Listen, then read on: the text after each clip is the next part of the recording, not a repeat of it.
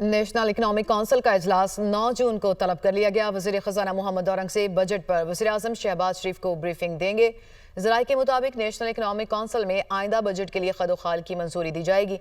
इसी से मुतालिक मज़ीद मालूमात हासिल करेंगे नुमाइंदा दुनिया न्यूज़ मुदस्सर अली राना ने हमें ज्वाइन किया। मुदस्सर, क्या डिटेल्स हैं इस इजलास से मुतालिक?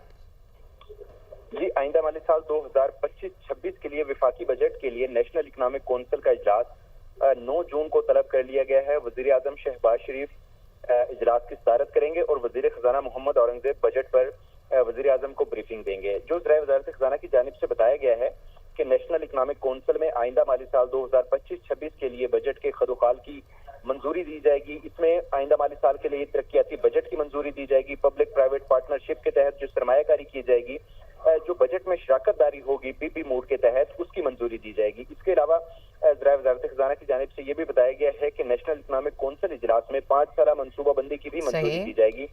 बहुत शुक्रिया मुदस्सर, आपने हमें तफसीलात फ्राहम की।